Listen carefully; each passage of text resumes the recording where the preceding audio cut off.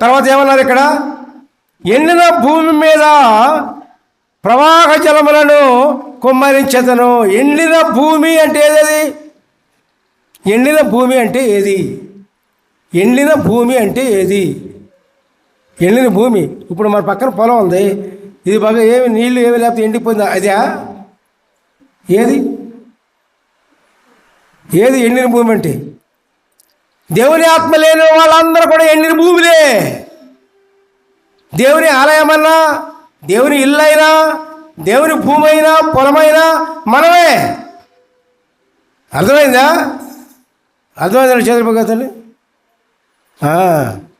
దేవునికి స్తోత్రం. కాబట్టి ప్రియులారా, ఎండిన భూమి మీద ప్రవాహ జలములను కుమ్మరించెదను. ఎండిన భూమి అయిన మన మీద దేవుని ఆత్మ ఇచ్చి ప్రవాహ జలములుగా నీలో నుండి ఆత్మను కుమ్మరించబడుతుంది. ప్రియులారా, దేవునికి స్తోత్రం. మరి బైబిల్లో ఉన్న భక్తులు అంతంత గొప్ప కార్యాలు దేవుడి చేత దేవుడు ఎన్నుకొని వాళ్ళతో చేయించాయంటే దేంతో తెలుసో ప్రియులారా? దేవుని ఆత్మ చేతే. ఆత్మ లేకపోతే బైబిల్లో ఉన్న బైబిల్ వీరులు అంత గొప్ప గొప్ప కార్యాలు చేయలేరు, దేవుని కోసం మరణించలేరు. దేవునికి స్తోత్రం. హల్లెలూయా, ప్రైజ్ ది లార్డ్. అర్థమైందా? దేవుని ఆత్మే ముఖ్యం ప్రియులారా. దేవుని ఆత్మ లేనివాడు నావాడు కాదు అన్నాడు దేవుడు. అంతే కదా? దేవుని ప్రతి క్రైస్తవుడికి దేవుని ఆత్మ ఉండాలండి.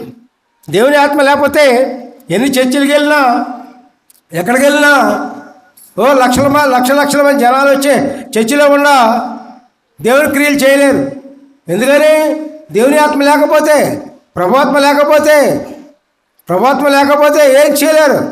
దేవునికి స్తోత్రం. ఎవరైనా సరే బోధకులైనా, సేవకులైనా, విశ్వాసులైనా ఎవరైనా దేవునికి ఇష్టంగా జీవించాలంటే దేవుని ఆత్మ కావాల్సిందే. అంతే, రెండోది ఏమీ లేదు.